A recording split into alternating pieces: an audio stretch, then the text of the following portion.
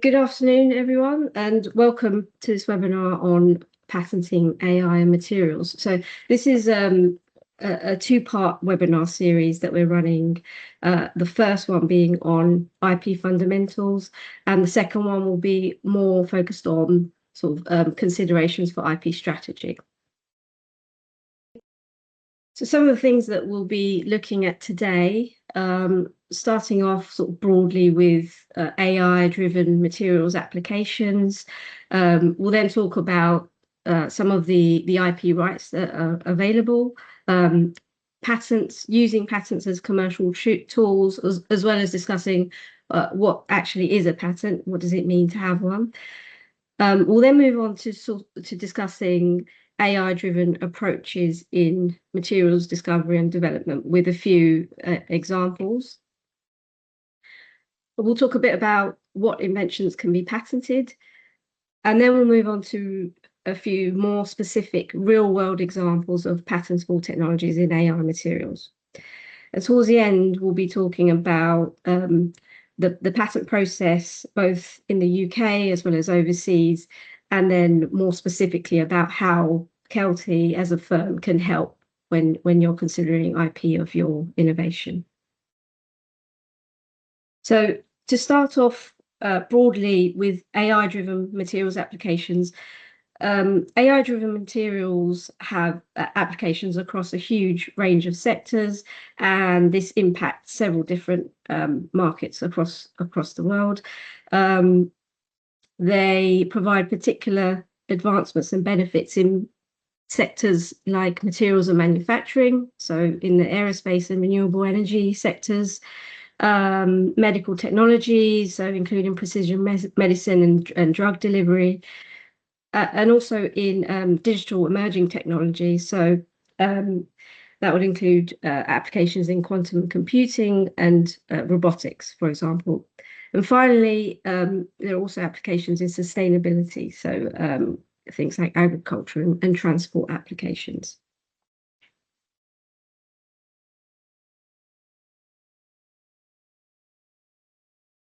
Okay, I'm going to pick up the slides from here. So we're going to start getting into a bit of detail about what different types of IP are, and in particular what patents are, and some of the fundamentals you might want to understand if you're thinking patents and IP might potentially be important for you in your research and in your business going forwards.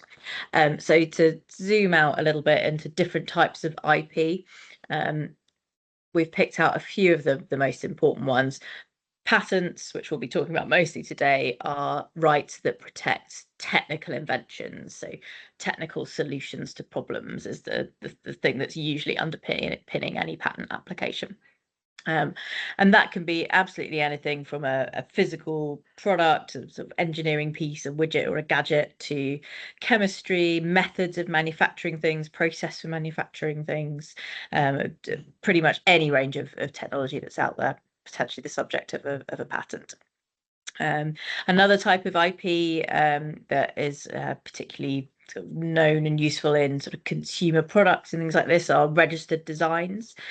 So those are rights that protect the aesthetic appearance of a product. They don't protect the underlying technical features of it. But a typical product that you might see out on the market, a mobile phone or something like that, for example, very likely that it will have patents underpinning it, and also registered design protection that's protecting the aesthetic look of it as well. And then finally, we've got trademarks as another type of registered right that protects the brand or the sort of badge of origin behind a product. So that can be the name, the brand name. It can be a logo that's associated with the brand. It can actually be the physical shape of a product if that is something that is a brand identifier.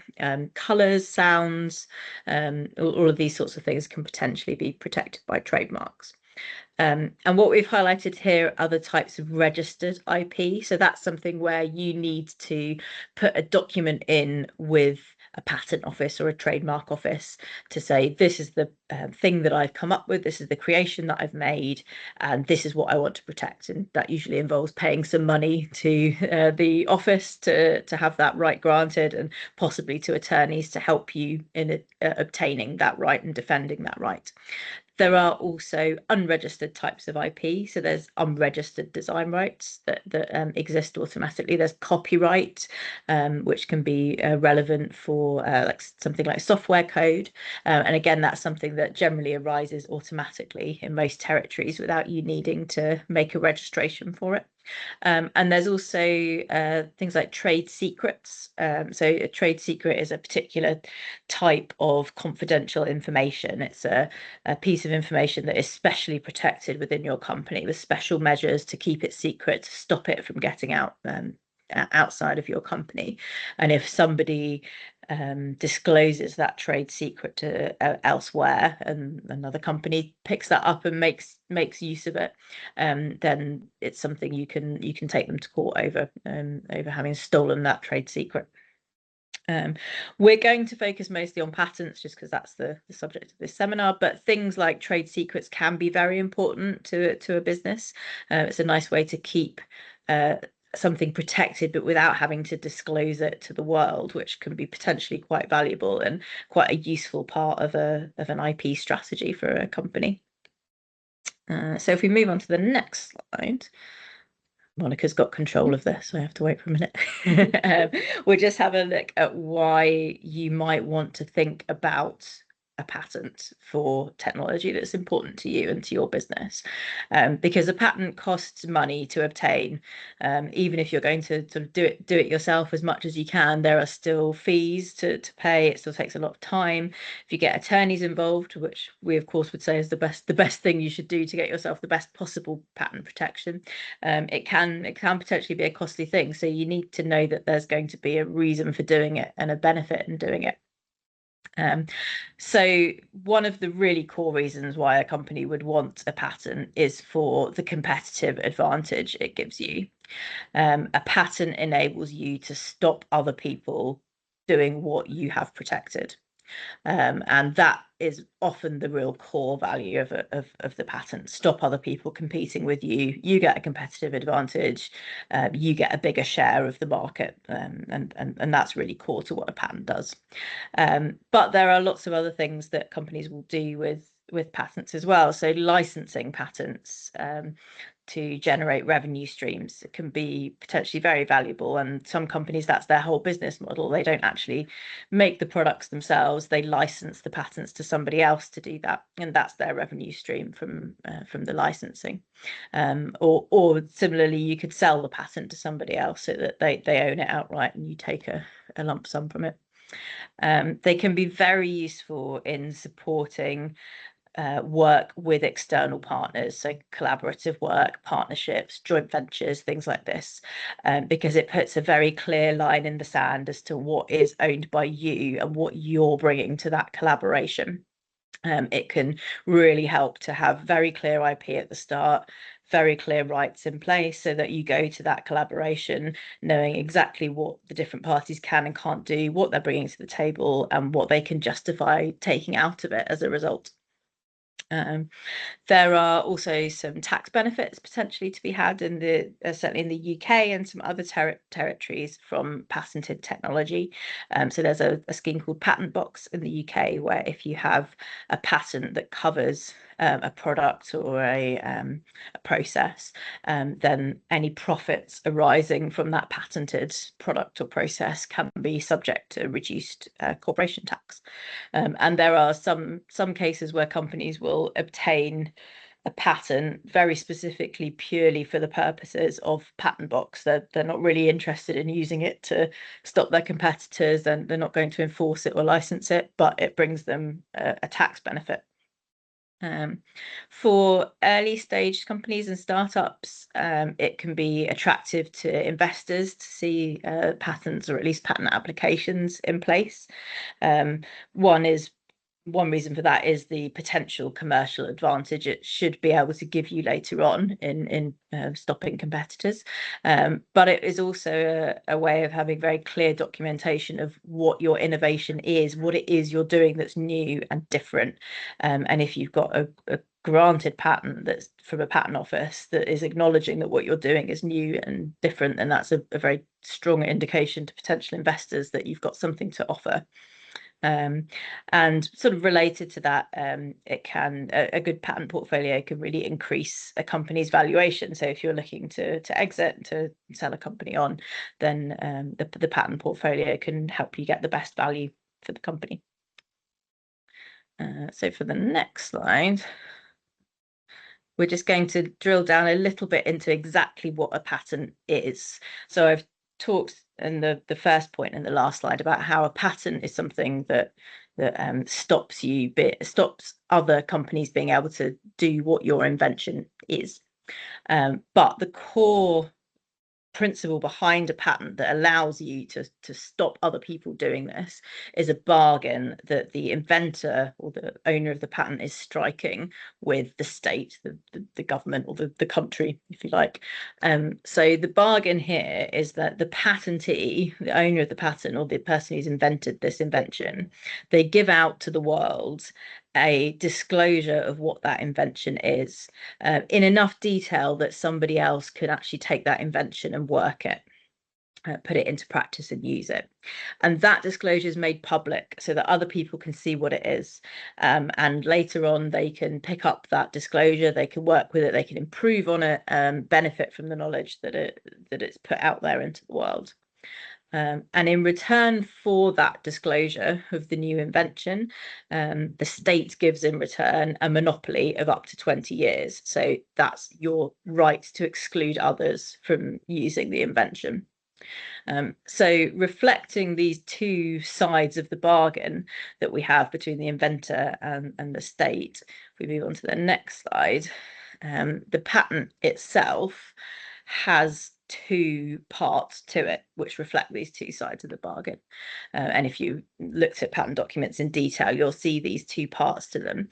So it starts with the description, which describes what the invention is in detail, enough detail that somebody in the field of the invention could pick up the document, read it, understand what the invention is, and they could use it for themselves if they wanted to. You'll often see that it starts with a bit of an introduction, sort of setting the scene for what's been going on in the field before, maybe what the problems are with what's been going on, which the invention is going to solve. And then it will start going into some detail of what the invention itself actually is. There might be some drawings to accompany it, especially if it's a sort of physical object, an engineering type invention. There might be experimental tests, perhaps particularly if it's a materials or chemical based invention, that show you that the, say, composition that you're protecting really does work and really does have some beneficial effects and solve some problems. And then after the description is a set of claims. The claims are in some ways the most important part of the patent application because they set out what the actual legal monopoly is that's being claimed by the inventor and that's setting out the scope of protection.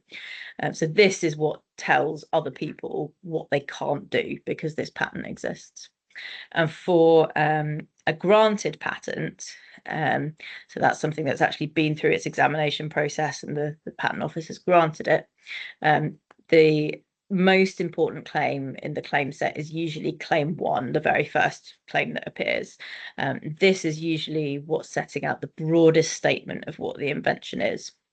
And if you look at claim 1, and if you think that the product that you're wanting to market or the process you're wanting to put out in the world has all the features that are listed in claim 1, then what you want to do falls within the scope of claim 1 and would be an infringement of the patent. So in very simple terms, the claims are just a statement of what the invention is. So on to the next slide. One important thing to keep in mind, we've talked about how a patent is a right to stop other people from working your invention. a patent isn't an automatic right to use your own invention. And this is something that's very easy to misunderstand, and is often a misconception that somebody has. So they might be thinking, well, we want to make sure that it's not a problem for us to put this out in the world, that we're going to be free to do it. We must make sure we patent it so that nobody can stop us. And actually, a patent won't automatically give you that right. The reason being that there might be third parties, other people who have earlier patent rights than you, that might prevent your use of your own invention. So to give you a very simple example, imagine that in the world of cars, before tires were invented, somebody came along and invented the first tire to go around the wheel of a car to make the smoother ride and absorb shock from the wheels. And they patented the idea of a tire, so a sort of a rubber covering to go around a wheel, and they have that patent. We've protected any kind of wheel that has a rubber covering around it. And then another company, a few years later, realizes that you can really improve the grip and the performance of the wheels if you put a tread pattern onto the tires. And they are able to get a patent at the patent office for a tire for a wheel which has a tread pattern engraved into the surface of the wheel. So they've got themselves a granted patent for this tire with a tread pattern, but if they were to actually make a wheel with a tire around it, they would be infringing the earlier company's patent for the basic concept of a tire. So the second company finds itself with a granted patent for its invention, but not actually able to make and sell its own product and its own invention because of the earlier patent. So there's lots of things that companies could do in this sort of situation. One company might sell the patent to the other company, one company might cross-license to another company so that you can each make use of each other's invention. Or it might simply be the case that company A just holds that monopoly and company B can't do anything. Company A has put itself in a nice, advantageous situation in those circumstances. So I think is it back to you, Monica, for the next one? I can't remember. Yes, it's back to me. So I now we've covered some bits about patents, what a patent is, and some applications. We're going to dive a little bit deeper into how AI-driven approaches are currently being applied and used in materials. So in materials discovery and the development of materials. So there are the three specific examples on this slide. The first one being property prediction and screening, high throughput screening of potential materials. So in this example, machine learning models are being trained on large databases of materials, and that those trained models are then being used to predict properties such as band gaps, material hardness, ionic conductivity, material stability.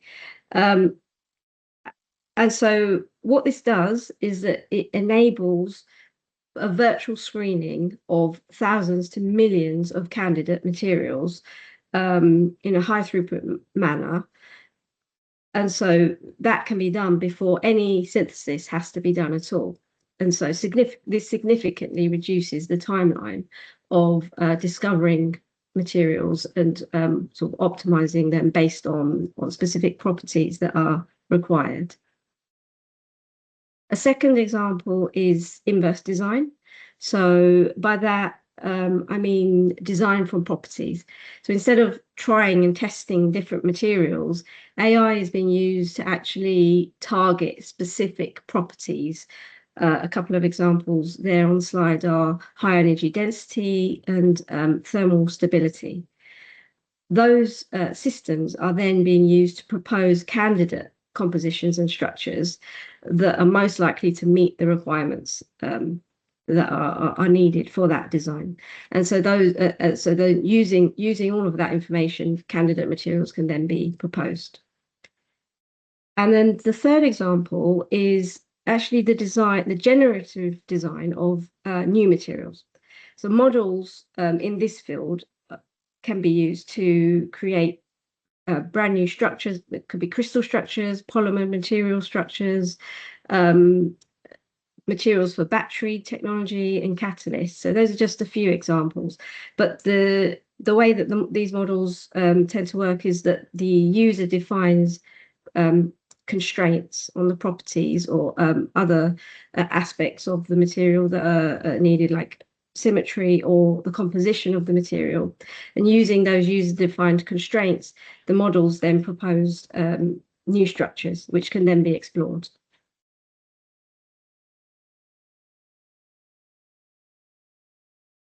I mentioned a few application areas right at the beginning. So looking at just picking a few of those out, I've got some examples here of how AI can contribute to improving things and providing innovation in each of these application areas. So the first, starting off with batteries and energy storage, one way that AI can be used here is to effectively screen electrolytes, that cathodes and anodes, the different materials that are used in the batteries for advantageous features like high energy density and fast ion transport. In catalysis, AI can be used to generate and rank catalyst compositions, as well as the surfaces for catalytic activity and selectivity of materials. In semiconductor applications and photonics, AI is being used to design materials, for example, with target band gaps and specific optical or quantum properties. And finally, the final example here is in structural alloys and composites.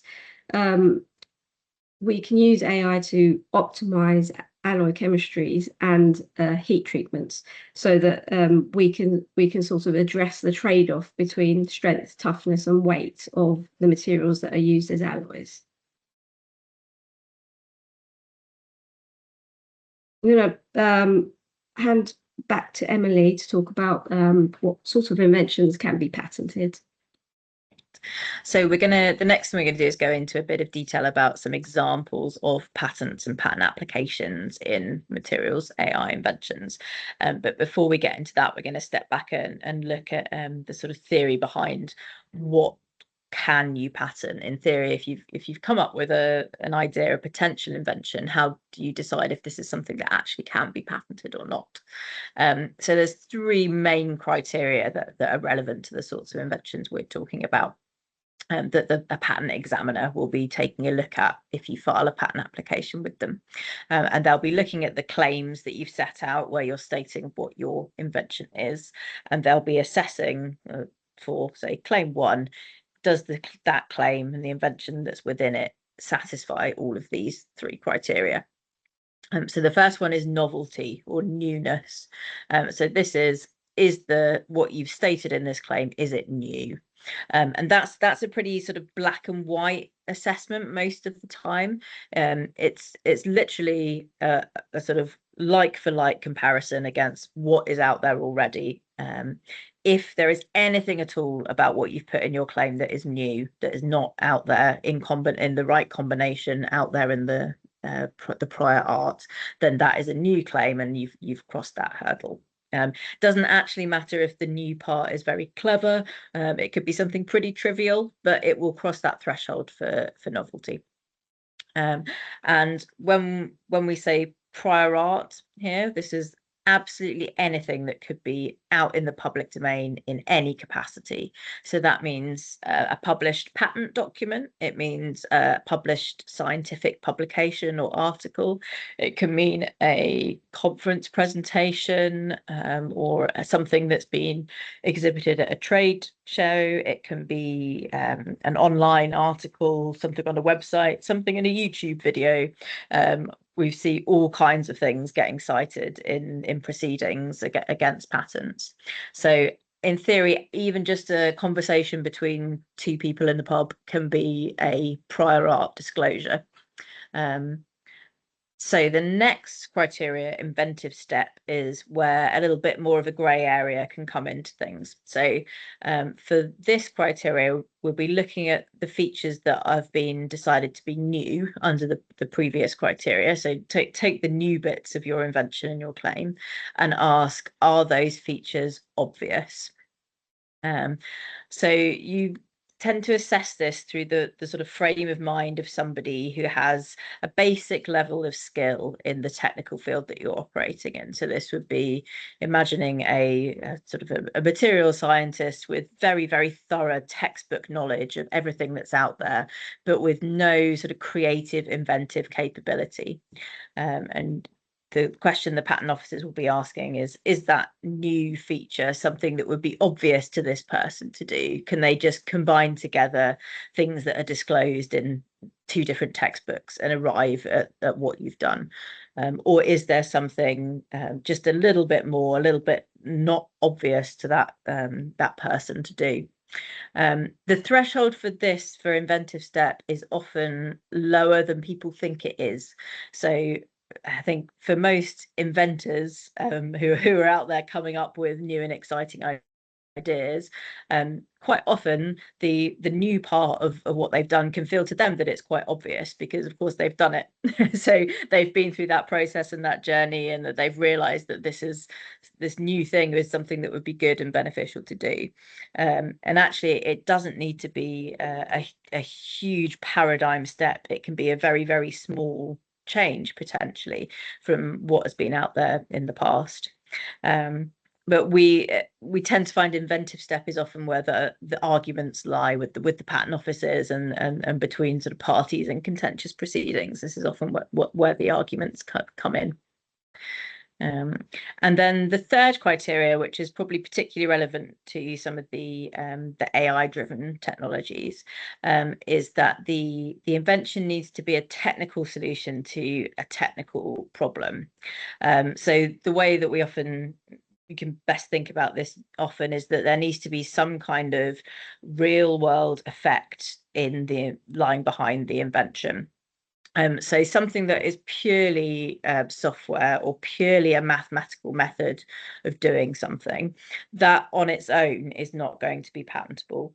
But taking that mathematical method and applying it to design choices for a material and for determining a composition for something, and then making a material actually using that composition, that's where you're starting to cross the boundary into a technical solution, because you've got something real that's being affected at the end of that. So if you've got an AI-based solution, this third point becomes quite relevant. Generally speaking, this third point isn't so much of a hurdle if you're looking at sort of engineering inventions, or obviously something that's a new composition, for example, and you're looking at protecting the actual composition itself. In those cases, it's fairly clear cut that there is a technical solution to a technical problem. Okay, Monica's going to pick up from here.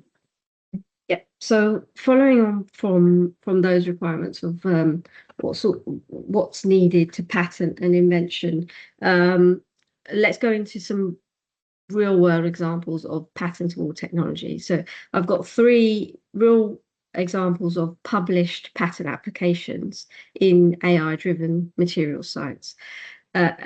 So each of these applications sort of touch on the requirements that Emily's just spoken about. So they set out the problem in a background section, and then they go into detail about how their invention provides a solution to that problem. And because these examples are in the AI, specifically in AI-driven materials, I think all 3 of them do quite a good job of trying to demonstrate, in particular, that third point that Emily spoke about, which is providing a technical solution to a technical problem. So for each case, I've got an indication of the problem they set out, the solution that they claim to provide, and a little bit about how the invention's framed within the patent application, and how the invention is sort of inherently patentable because of that, but the fact that it provides us a technical solution to a technical problem. So the first real world example I'd say is it's an AI designed electrolyte composition, and the purpose of it, the technical purpose of it, is to optimize battery performance. The problem that the patent application sets out is that current AI approaches rest on individual properties of electrolyte components, but actually they don't address the influence of the electrolyte on the performance of the battery. Now, this invention, the patent application, provides a solution to this by automatically identifying electrolyte compositions for optimal battery performance. And the way they're doing it is by using lower length scale modeling, as well as AI, to screen a database of solvents and salts. And then they compute something they call a deviation index, and then compare that to target properties. So that's a solution that they're claiming will sort of address that specific technical problem in the field. The way that they're framing the invention in the application is as a software pipeline, so a technical simulation optimization pipeline, which runs on processors. So it's the computer implemented method that's being framed as a first point. And they're also claiming the specific compositions that can be used in electrolytes, which will improve the performance of the battery. So in particular, things like cycle life and energy density of the battery. So this sort of invention, which is AI-based, is a good example of one that's inherently patentable when claimed as a computer implemented method, because it directly controls a technical process. In this case, it's battery design, and it also yields a concrete composition. It's not just an abstract recommendation. So those are quite key points in order to fulfill that requirement of providing a technical solution to a technical problem. And it really helps when there's a clear technical purpose to the algorithm or the AI approach.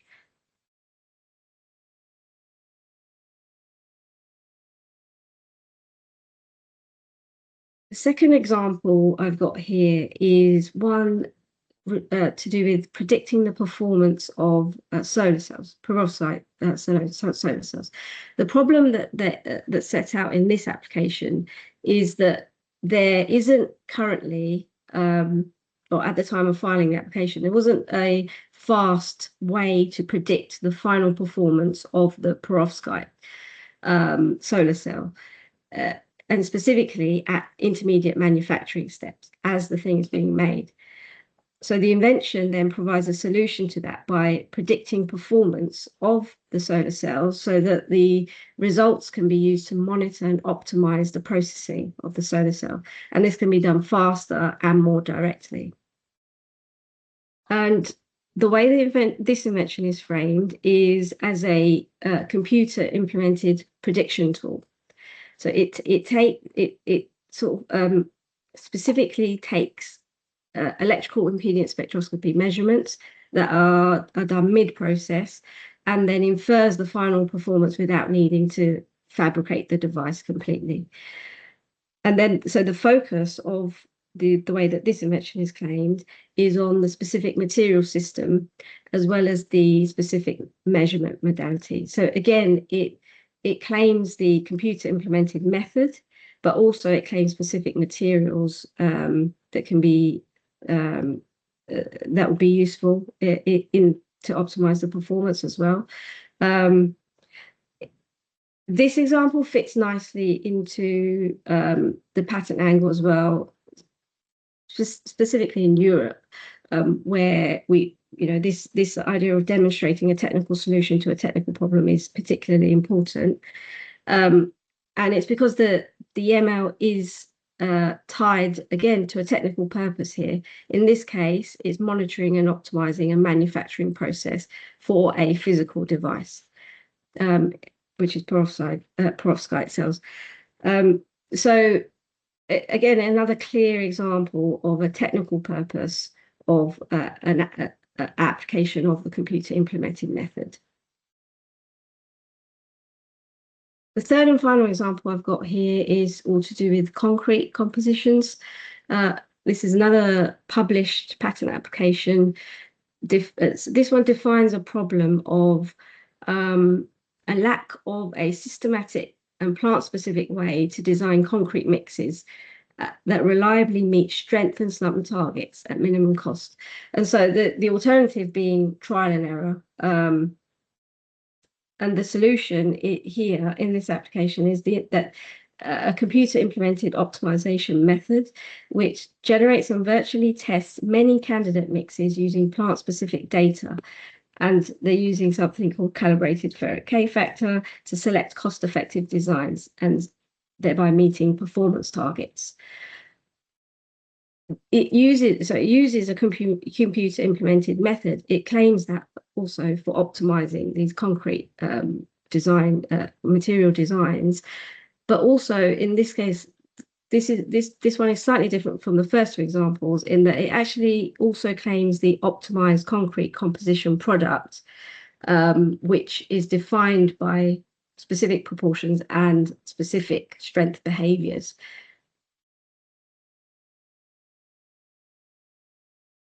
Yeah, so again, this one inherently patentable. I'd say it meets the EPO's sort of requirement that it has to touch on a technical purpose and have technical character. In this case, it's concrete compositions and improving the improving specific character of those compositions. And then it also claims a physical composition of matter for applications in concrete production.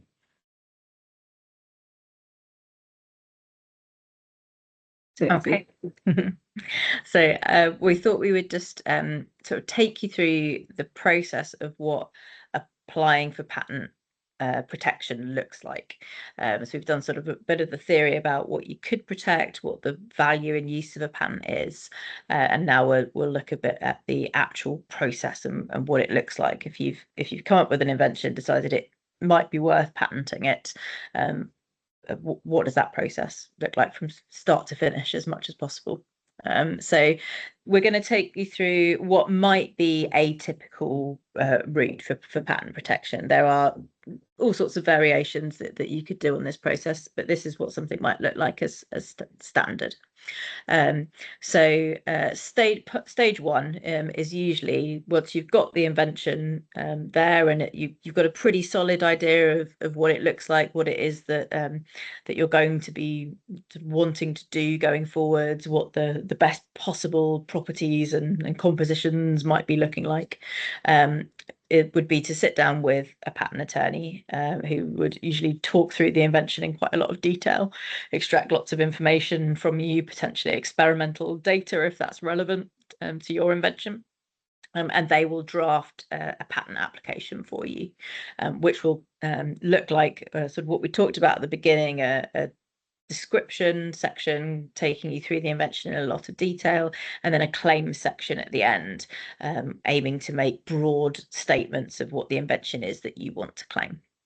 And you would set out those claims with a claim one that is your sort of broadest position that you're hoping you might be able to get protection for, and you'll build in some fallback positions, claims 2, 3, 4, and so on, which will narrow down gradually the protection that you might aim for. So claim one, for example, might be if it's something with a particular material with a particular composition. Claim one might give quite broad compositional ranges for the different components, and claim two might give a slightly narrower compositional range for a particular component. Claim three might give an even narrower one. Claim four might then narrow down another part of that component, and so on. So you'll see all these sort of fallback positions that are built in at the point of filing. So you'll file that with a patent office of your choice, and for a lot of companies based in the UK, that will be the UK Patent Office. But it might not necessarily be. You may decide, for example, for my particular industry and our particular company, the US is actually going to be a really important territory, and we're going to choose to just get our application on file in the US right from the start. But it's something you'll probably discuss as a strategy point when you hopefully talk to a patent attorney at the start of your journey. So there is a bit of a initial spend in terms of costs at that point, because you've got time from your attorneys in putting that patent application together, getting it filed, probably some official fees to pay to the patent office at that point as well. So from that point, you have what we call a priority date. So you've got a line in the sand that you've put there to say, this is my invention, I'm filing my application on this date to stake my claim to this invention. If you filed that at, say, the UK Patent Office, a patent examiner will pick up your application within about 4 to 8 months, something like that, and they will run a search. So they will look through published documents of all kinds to see if they can find the same thing out there somewhere. It will probably focus quite heavily on patent documents in particular, but it could be any kinds of publications that the examiner can find. And they will issue a report that tells you what they found and how relevant they think it is. They may also give you a sort of provisional opinion saying, well, we don't think claim 1 is going to be allowable because we think we found this piece of prior art that's the same, but we haven't been able to find anything that's the same as your fallback position claim 5. So perhaps that could be something that's allowed. And that might be the typical sort of reply that you get back from the patent office at that point. And that report is useful information for you at quite an early stage, because it gives you a good idea of whether this is likely to get granted or whether there might be some obstacles in your way to grant. Then within 12 months of that initial priority date, you have an option to seek protection overseas outside of the UK or wherever your first filing was. A very common route for that is to file a PCT or an international application. You may occasionally hear people refer to international patents. Actually, there's no such thing as a granted patent that covers every country in the world. What they're probably referring to is this system called an international application. What that really does is it, at that 1 year point, allows you to file something which will keep your options open for your final country coverage for about another 18 months. So it's really a sort of effectively a sort of administrative procedure that buys you a bit more time before you've got to really make your big decisions about exactly what it is that you, exactly which countries you want to get protection in. So that's about the 12-month point, and there's been another sort of cost spike there because there's quite high official fees associated with that filing, and you may also have developed the invention a little bit more at that point and may want to be sort of refining the application a bit. And the next critical point is about 18 months after after your priority date, your time 0, which is when the patent application publishes. All patent applications have to publish eventually. That's part of the bargain with the state, and 18 months is the default position for that to happen. At some point, you'll get another search report issued by the international examiner in this PCT or international phase. And again, that can be more useful information about the patentability prospects. And then the next critical time period under this route is at about 31 months since that initial filing that you made. So you're looking at sort of 2.5 years down the line now from the initial filing. And that's when your international application comes to an end and you have to make your commitment to different countries. So for any country where you decide you want patent protection, you then move that into a national application. You can pick and choose as many or as few countries as you want at this point. And there's also some sort of territorial groupings. So, for example, Europe, there's a European patent application route that you can take. Europe, in this sense, isn't just the EU; it's broader than that. I tend to say think more Eurovision than EU in terms of the country coverage you get from that. So it's quite a broad grouping of countries. But each one of those territories will have its own examination process, its own patent office and patent examiners looking at your application and deciding whether this is patentable or not. So you get another cost spike around that 30 months when you have to make your national filings, because each filing will have a cost associated with it. And then over the next sort of 1 to 4 years, typically, you'll be going through a process with each of those patent offices where they will look at your application, do their own searches, write to you with a report where they say this is patentable, maybe this isn't, and you might have some arguing back and forth with them. That process can really vary in time. It can be quite quick sometimes if you've got an examiner that is willing to allow something that you're happy with, and you might just say, yep, great, we'll take that. Or you might have a lot of arguing back and forth to do, and each round of argumentation can take sort of 6 months or so for the patent office to get back to you again, and then maybe you've got a 4-month deadline to respond to them, and then another 6 months to go back. So that process can take a few years. So if you sort of follow this route and let things take sort of as a natural amount of time, I suppose, generally trying to push things out and delay the costs as much as you can, from the very first filing that you make until actually getting patents granted, it could potentially be a timeline of 3, 4, 5 years. Now, you can always speed up this process. So if there's ever a territory that's important to you, or you really want that granted patent as quickly as you can get it, you can always speed the process up. But realistically, for, say, the UK, the fastest I think a granted patent is feasible is a year. And that involves doing things like getting it published early and taking quite drastic steps to speed things up. 2 to 3 is probably more of a typical time frame. But important thing for most companies is that once you've got an original patent application filed at year 0, you can refer to your invention as patent pending in that country. So if you've got a UK patent application filed, it's patent pending, you've got a patent application number, you've got a line in the sand that says this is when my invention was made. And that's the point at which is your sort of 0 time for publications counting against you in terms of assessing novelty and inventive step. So as soon as you've got that patent application on file, that's your sort of go point from there. Right, back to Monica for a wrap up.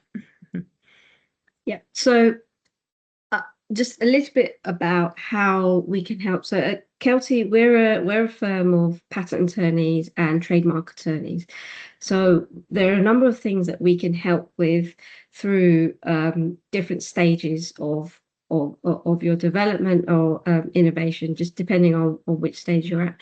So the first one is IP audits. So an IP audit generally involves looking into what IP you already have, and that can cover the different forms of IP that Emily mentioned earlier. So it could cover patents, registered designs, trademarks. I think it also takes into account copyright and trade secrets as well. And so look at what IP you already have, and then also identify what IP you potentially have and you potentially might want to protect and get registered in the future. The second thing we can help with is protecting your IP. So we can prepare and file patent applications. So we can draft the application from scratch, include a sort of feature-rich patent application for fulfilling all the requirements of the patent office, and file the patent application in the UK and in Europe. We also offer IP clearance services, so we can assess the risk of infringing third-party IP. So where a potential competitor or a competitor in your field has IP, then we can assess the risk that poses on your innovation and on your business. We can also look at things like specific IP strategy for your company and your company aims, and aligning that IP with the company and business aims. And finally, we can help with the IP process, so navigating all of the stages that Emily's just been through on the previous slide, and the requirements that we need to sort of complete from filing applications to prosecuting them, and the examination process with the patent examiners all the way through to grant, and also after grant. So just to summarize what we've been through today, we started off by looking broadly at some AI-driven materials applications. There are applications across a huge range of sectors. We then talked about types of IP rights and patents as commercial tools. So we introduced patents, registered designs, and trademarks. We also talked through what a patent is and what one looks like, what it covers. We then talked about AI-driven approaches in materials discovery, so specific examples of how AI is being used in materials. We then looked at requirements of getting an invention patented, so novelty, inventive step, and a technical solution to a technical problem, which is particularly important in AI-driven materials. We then looked at 3 real-world examples of patentable technologies based on published European patent applications in battery materials, concrete compositions, and solar cells. We then looked in a bit more detail about the patent process, both covering from filing to grant, UK patents, as well as patents overseas. And finally, we just talked about more about how Keltie as a firm can help you in protecting your IP, IP clearance, IP strategy, and navigating the IP process with you. So a second webinar will be taking place on strategic IP, and that will be on the 15th of April at 2 p.m. And so within that webinar, we're going to look a bit more about, we're going to discuss a bit more about IP strategy and the things to look out for when identifying patentable inventions. We'll talk a bit about strategic patent drafting for inventions in this field. We'll also cover IP ownership and collaboration issues, competitor searching and patent landscaping, and finally key IP tips for startups. With that, we'd like to thank you for your attention today. Please feel free to ask any questions or follow up by email. You can connect with us on LinkedIn, so our pages are shown there. And you can also email us if you'd like to book a free 30-minute IP strategy session. Feel free to email us and we'd be happy to get that booked in. Lastly, thank you to Chris, Aisel, and Kim for helping to make these webinars happen.